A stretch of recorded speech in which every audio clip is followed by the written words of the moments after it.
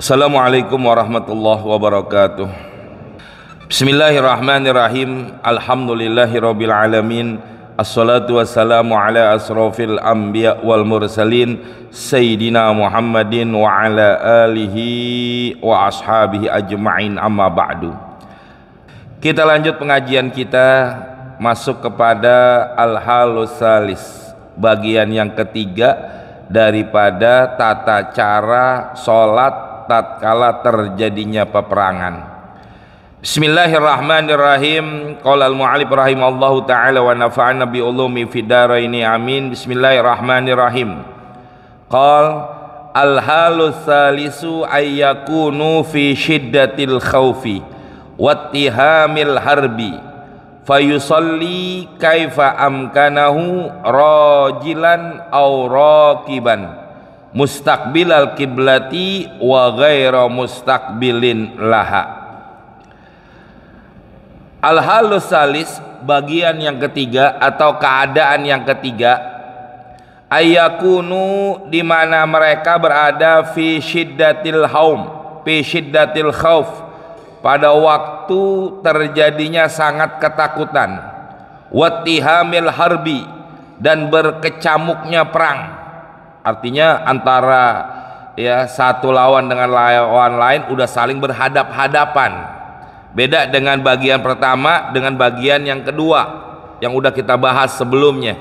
Kalau ini bagian yang ketiga, manakala sedang berkecamuk, artinya perang ini sudah berhadap-hadapan antara satu dengan pasukan yang lainnya, yang sudah tidak memungkinkan buat dia sholat sesuai dengan keadaan sholat yang sebenarnya. Maka kalau sudah dalam keadaan begitu, payusolli, maka hendaklah dia sholat kaifa amkanahu, bagaimana saja dalam keadaan dia memungkinkan, rajilan, baik dalam keadaan dia berjalan, au rakiban, dalam keadaan dia mengendarai kendaraan, mustaqbilal kiblah, menghadap kiblat, wa ghaira mustaqbilin laha, atau dalam keadaan tidak menghadap kiblat. Artinya apa? Gimana aja dia mau sholat dah, yang penting dia ada takbirnya, ada apanya, yang penting mau ngadap kiblat kagak ngadap kiblat, mau bagaimanapun memungkinkan, yang penting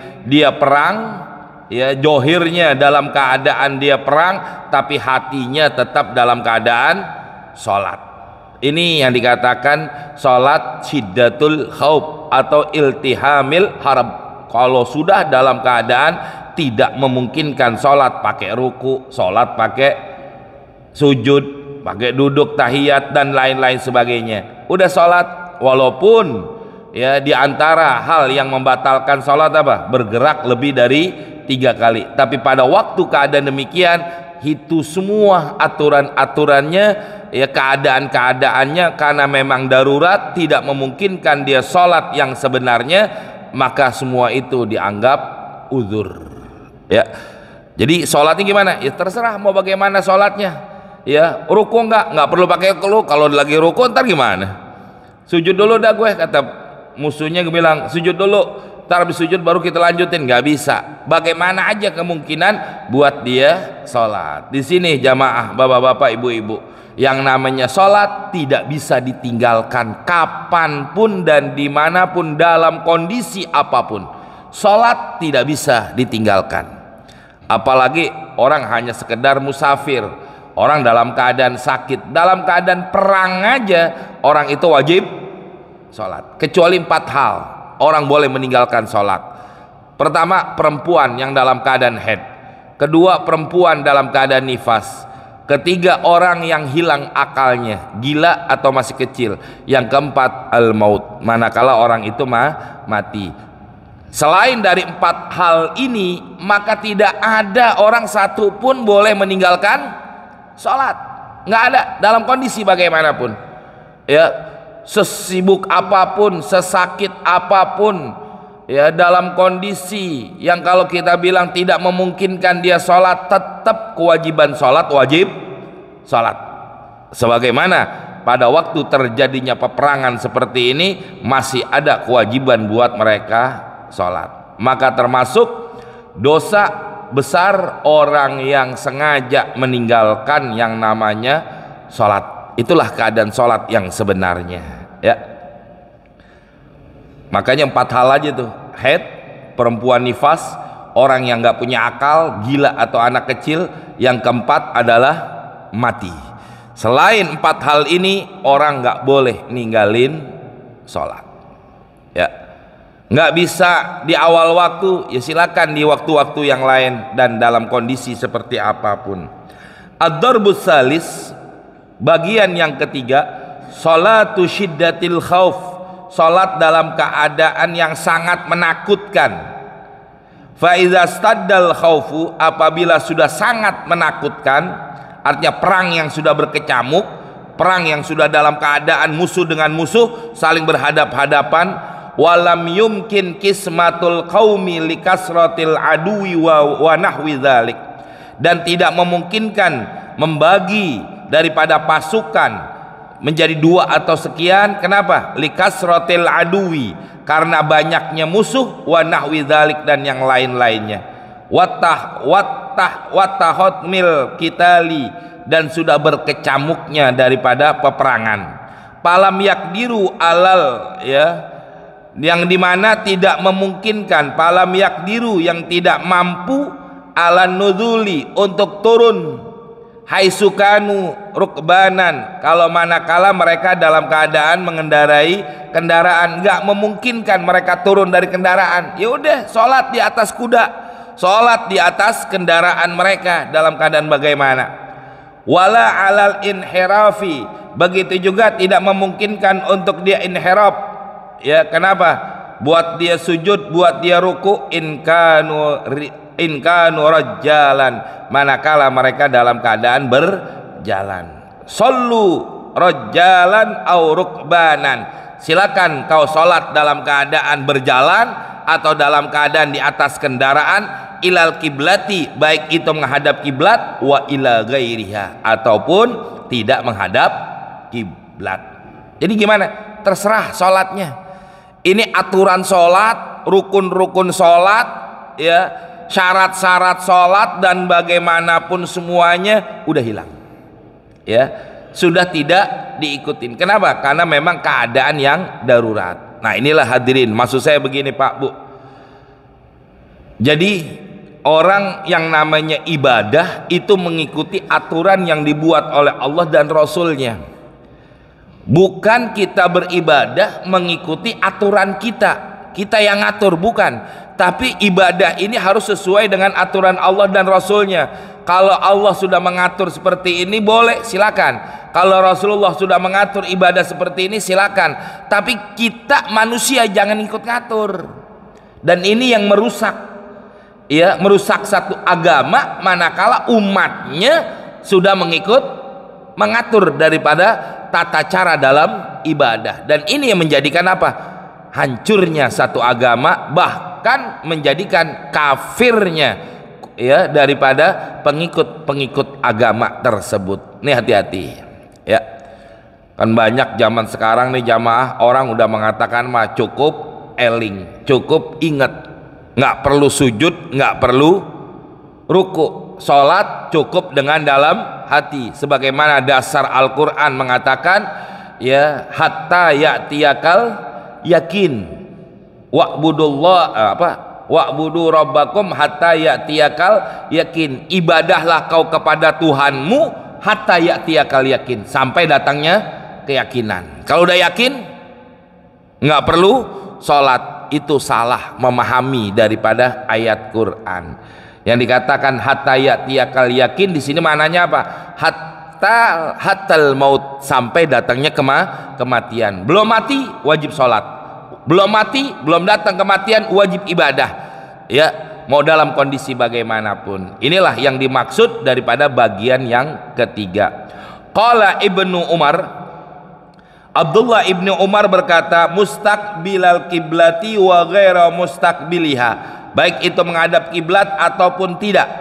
Kadza rawahu Malik an-Nafi maula Ibnu Umar wa qala ma arahu illa zikruhu, tidaklah saya berpendapat kecuali apa yang telah disebutkan anin Nabi sallallahu alaihi wasallam.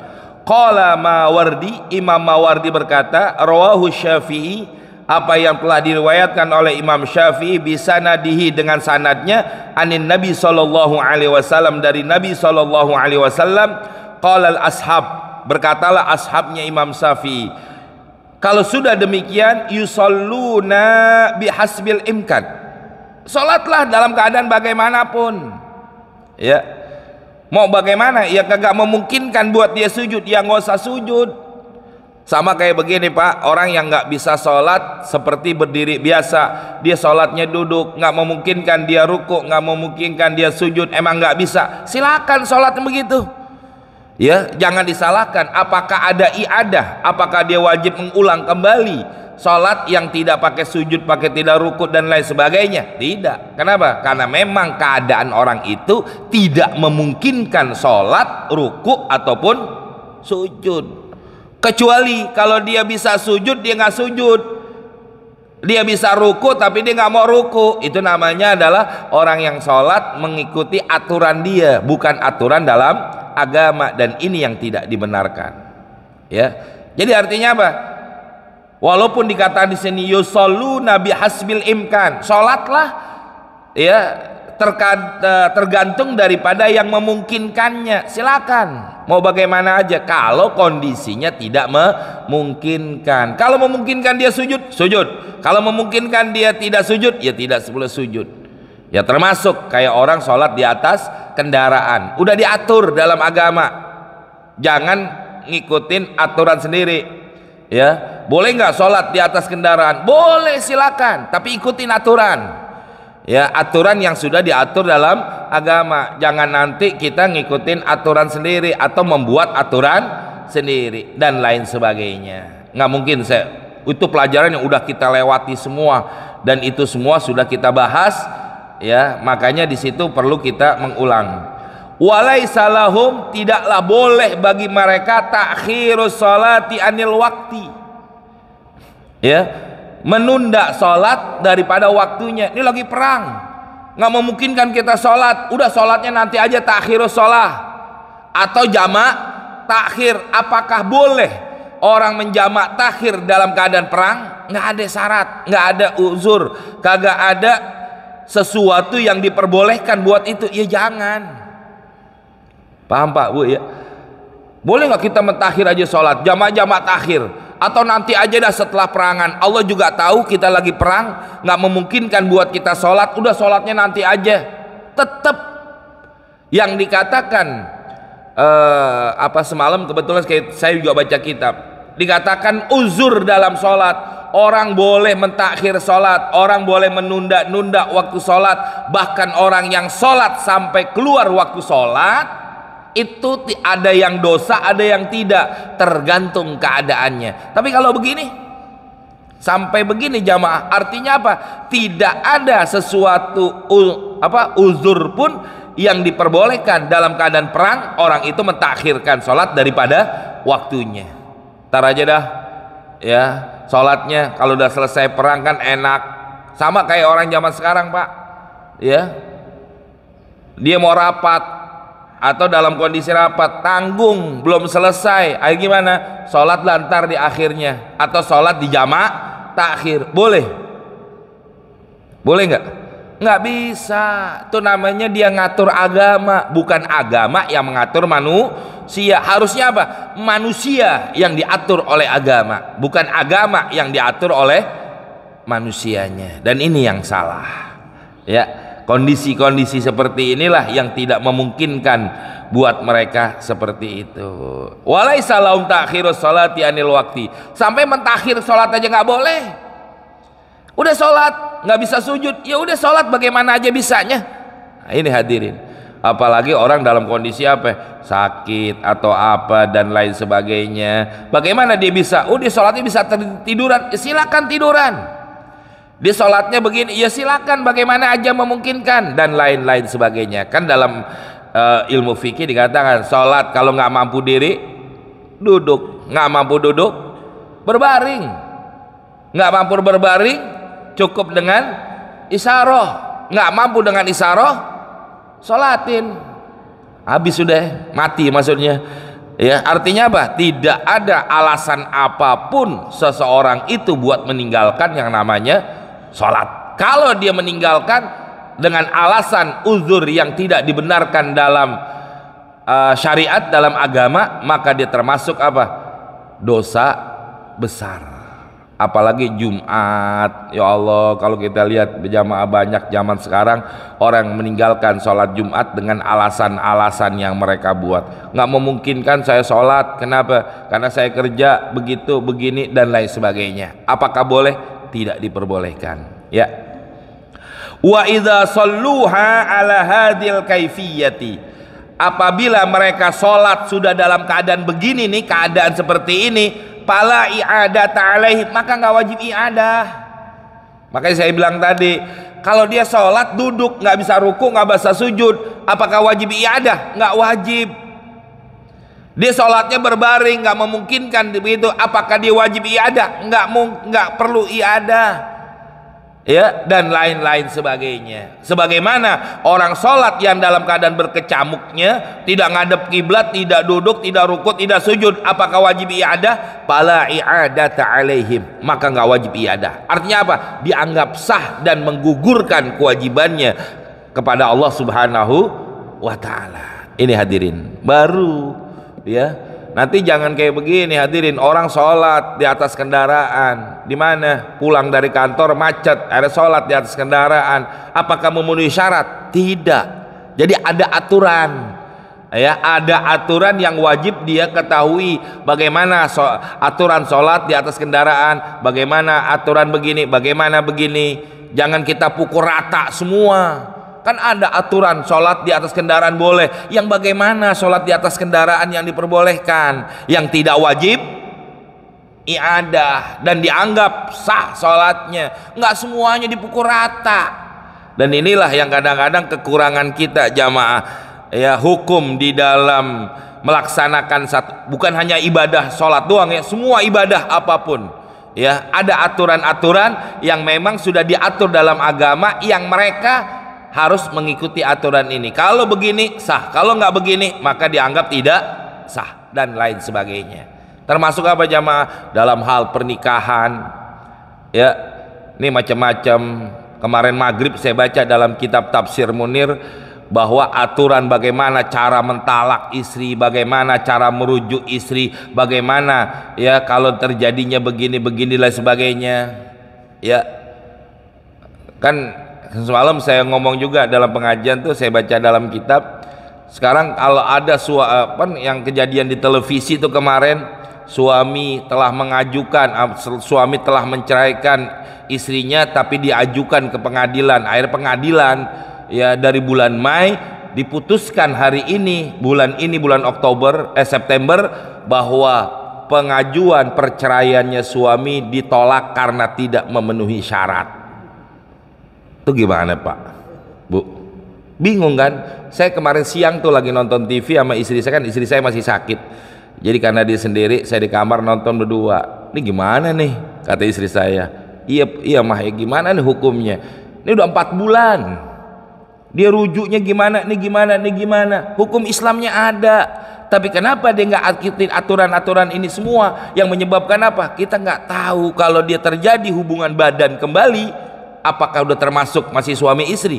Apakah dia berzina? Itu yang bertanggung jawab. Ya, beratnya seperti itu. Suami sudah berkata cerai tapi tidak dihukumkan apa? Perceraian. Udah 4 bulan lebih nggak dari masa idahnya. Udah keluar. Kalau udah masa idahnya habis, dia tidak dia masa idahnya habis, dia pengen rujuk, boleh, tapi dengan apa? Akad baru, mahar baru, ada wali, sebagaimana orang yang menikah baru. Kan aturan, jangan diatur kita yang mengatur, tapi agama yang mengatur manusia. Harusnya seperti itu, maksud saya jamaah. Begitu juga dalam hal apapun ikuti aturan yang ada. Maka kalau kita nggak paham, nggak ngerti, tanya ulama kita banyak, kiai-kiai kita banyak, maka ya tanyalah kepada mereka yang betul-betul paham tentang ini semuanya. Ya, maka dikatakan kalau sudah sholat dalam keadaan demikian, fala i'adat alaihim, maka nggak wajib i'adah, sah. Walihada, oleh karena ini tatimmatun, sudah sempurna pembahasannya, marrat yang telah lewat fi fasil istiqbal, di dalam pasal pasal tentang menghadap kiblat, bagaimana caranya. Ya, qala paslun, pasal berikutnya, selesai aturan di dalam sholat, baik itu sholat wajib, sholat sunnah, jamak takhir, jamak takdim, baik itu qashar, baik sholat dalam keadaan hujan, sholat itu dan lain sebagainya, termasuk terakhir sholat tentang perang. Selesai pembahasan masalah sholat. Bismillahirrahmanirrahim. Alhamdulillahirabbil alamin. Allahumma shalli ala sayidina Muhammad wa ala ali sayidina Muhammad. Allahumma anfa'na bima 'allamtana wa 'allimna ma yanfa'una wa zidna ilman nafi'ah. Rabbana atina fid dunya hasanah wa fil akhirati hasanah wa qina azabannar. Sallallahu ala sayyidina Muhammadin wa alihi washabihi wasallam. Walhamdulillahirabbil alamin. Assalamualaikum warahmatullahi wabarakatuh.